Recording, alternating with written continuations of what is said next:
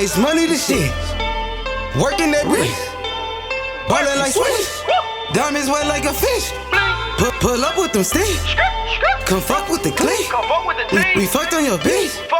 She sucking the dick. Fight date though, right? May 15th is my fight date. So how long would you need to prepare for strategy? Because I know you're in shape and you're close to shape all the time. Yeah. So Yeah. how long would you need to prepare for strategy for either opponent? We'll know any day now if Loma accepts the offer. If not, then we know that it's gonna be Linares. So we should know like around in the next few days or so. Cool. So now, with the old bull crap with the WBC and how they said you're the regular champion, he's the super champion. Have you ever had a conversation with Mauricio Sulaiman and said, "Look, bro, what's up with this confusion?" No, we haven't really had a conversation about it, to be honest. Oh, word? All right, cool. So because how everybody's saying T.O. is not undisputed. Yeah. And then, you got to look at it this way. When you undisputed, you got all the belts, right? That means that no one can dispute you be having all the belts. Everybody knows that you're the man in the division. You have all the belts. No one can dispute it. Well, it seems like they're disputing it, so you can't be undisputed. I would agree with that. I just think in boxing it should have been you and your mandatory right now, which should have been Ryan Garcia. How is it that the WBC can't enforce that? Yeah, at the end of the day, I don't understand how someone fights for a mandatory position to fight for a world title and they don't go fight the champion. I never heard of this in history where two guys fight each other, Luke Campbell, Ryan Garcia, they fight for a mandatory position to fight the world champion, and they still don't want to fight the champion. I don't understand that. I don't understand that either. So now my other question is, but now to be fair to Ryan, if you had an opportunity to fight Manny versus your a mandatory, which one would you take? One more time. Say it again. I said, if you had an opportunity to fight Manny Pacquiao versus a mandatory, which one would you take? Would I fight a mandatory who? No, I said, if you had an opportunity to fight Manny Pacquiao or fight for a mandatory, which one would you take if you was Ryan?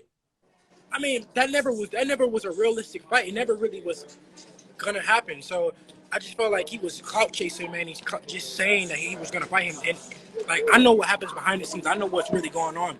That fight was never real. It never was realistic. I think he used that as a throw off to say, "Oh, Manny Pacquiao, yada yada yada," to get out of a fight with Devin Haney, to get them saying, "Oh, we want to see Manny. He wants to fight Manny. He wants to fight somebody else," instead of him, the people putting the pressure on him to fight me. And I know, do you have his cell phone number? Who? Do you have Ryan's cell phone number? Yeah, I got a cell phone number. Yeah. Did you ever call him and be like, "Yo, bro, what's up with that?" Nah, because at the end of the day, before the fight, I had already said that if Ryan won, he wasn't gonna fight me. So it never surprised me. I knew that it was gonna happen. Okay, all right. So what about what's his name? The Dominican kid, Javier Fortuna. Javier Fortuna can get it too. Because when I talked to Mauricio Sulaiman, he told me that Javier Fortuna was your mandatory and Ryan Garcia. So is it that you're looking for a bigger fight? That's why you didn't pick him? How did that go?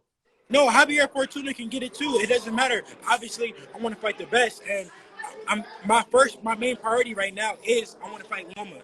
That's a bigger fight than Linares and Javier Fortuna, and he's better than both of them. So if that shows you that I want to fight him, then the rest just comes second. But yeah, bro, listen, Fortuna can get it too. We tried to make a fight with Fortuna in the past, and he turned it down. He wanted to fight for like an interim or like a silver title. That was when him and Linares were gonna fight for some belt. I don't know. I don't remember the belt. That was because he turned the fight down with me. and if you go back And and then, look but at Samson, you can go look at an interview. Samson even admitted it that we offered a fight to Javier Fortuna. So now he can come back and try to say that he wants to make a fight with me when he's already knows that we're in negotiations with Loma or Linares. But like I said, he can get it too. and so, Dev, you know what? I don't want to hold you up, but quick, fast. I just wanted to say, you're 22 years old. You got Lamborghini, you got Rolls Royce, you got all these things. Yeah. What makes you get up and run 3 o'clock in the morning? You got every damn thing you need. What makes you still so hungry? At the end of the day, this is something that I love to do. So it don't really feel like a job to me because this is something that I truly love to do. And two, I'm nowhere near where I want to be. When it's all said and done, I want my name to be mentioned with the greats. I want my name to live on much longer than I ever will. So this is only the beginning, and I knew all of this would come. So if I knew all of this would come, when it came, when I'm going to stop now? Nah, I knew it would come. So this is it. I'm only going to have much more, way more, and I'm still going to be striving to be the best and get more and more and more. So 5 years, where do you retire? Not 5 years, but where are you? What weight class are you in 5 years? 147, I think. 147. Yeah. Cool.